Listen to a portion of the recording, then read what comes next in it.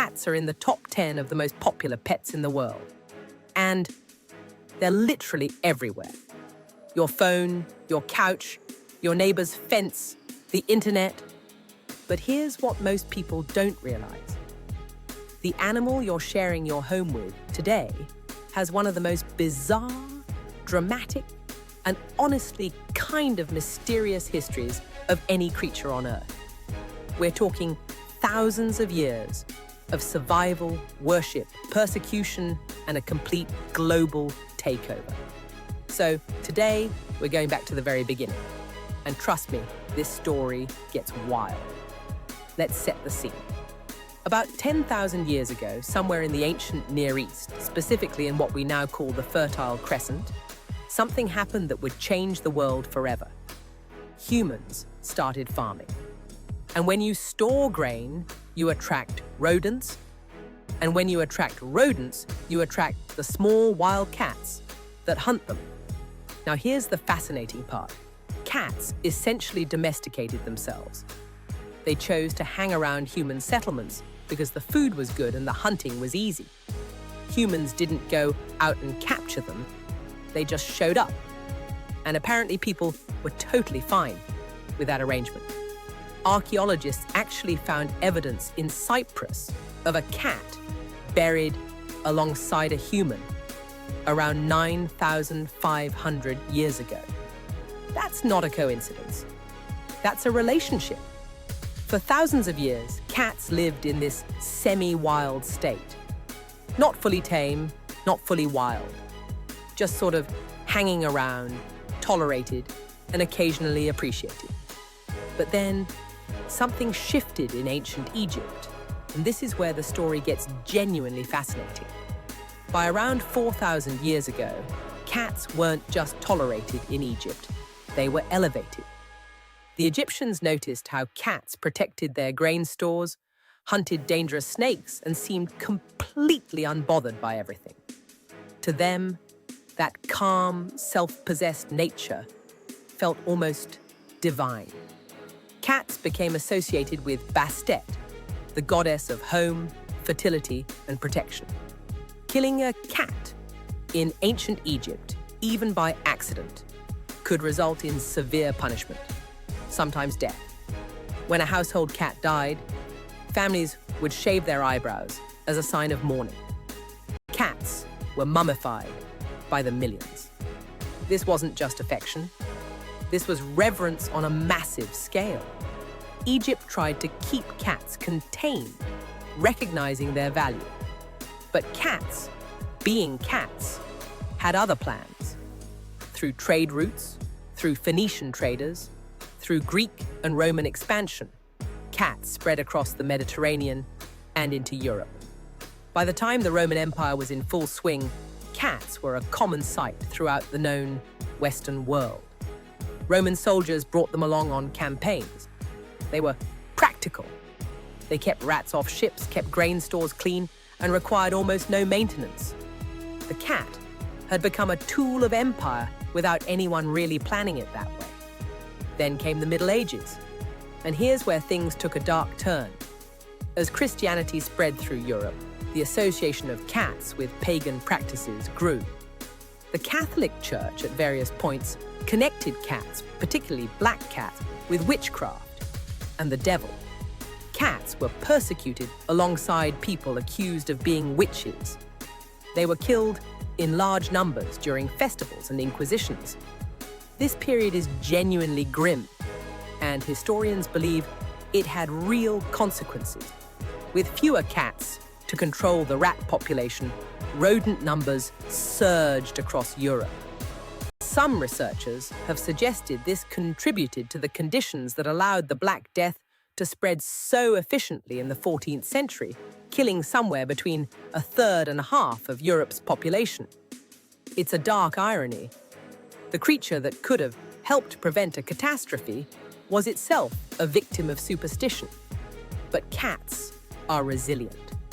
They survived that dark chapter, and by the early modern period, attitudes were already starting to shift again.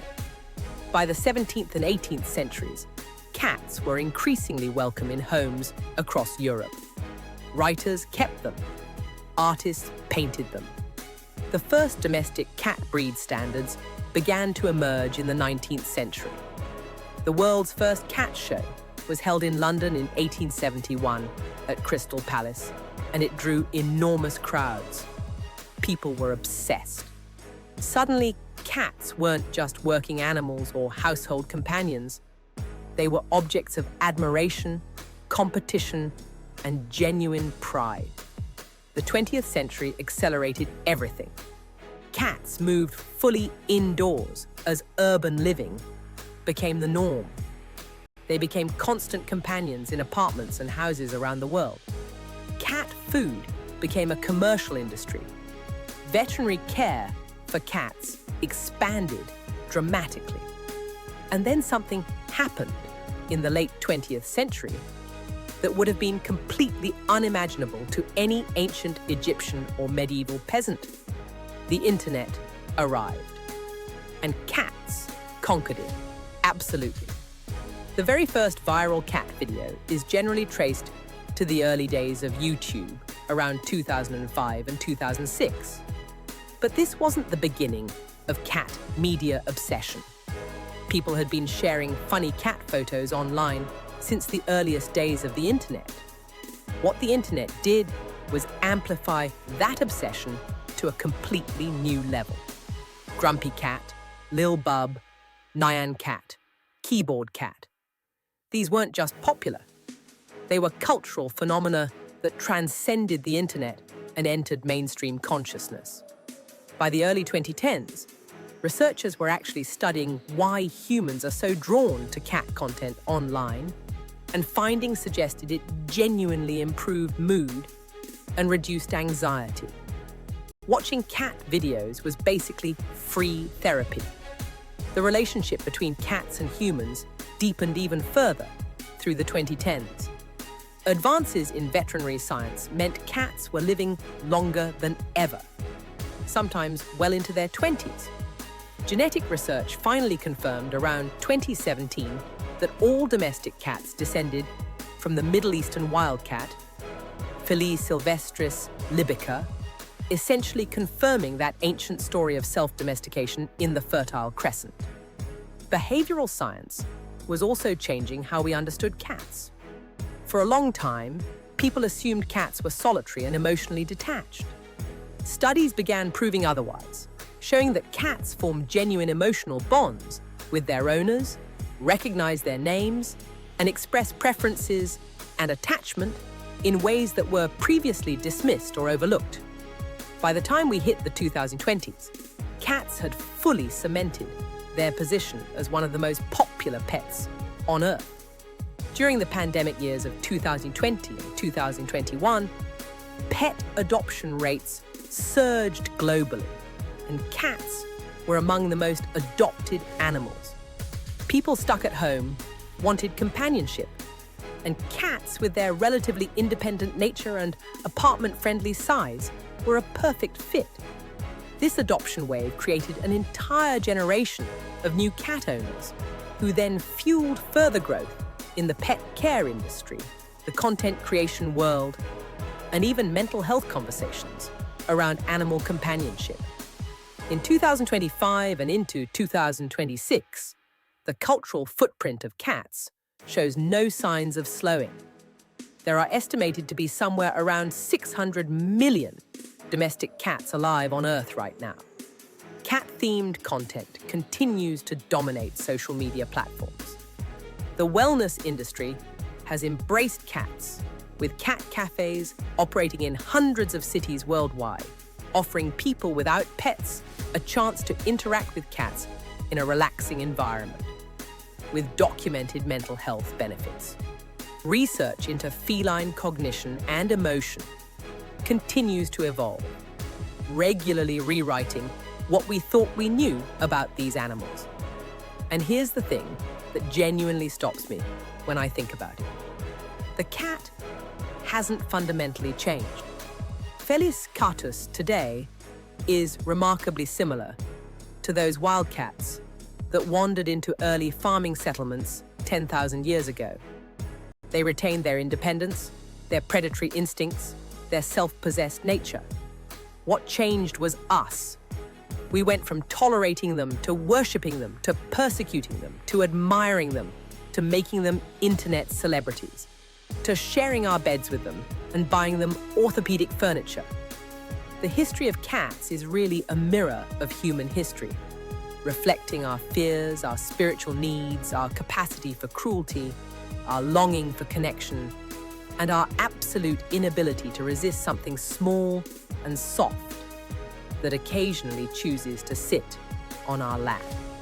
10,000 years ago, a wild cat decided humans were worth hanging around. Today, with 600 million descendants living alongside us, it's pretty hard to argue that was a bad call.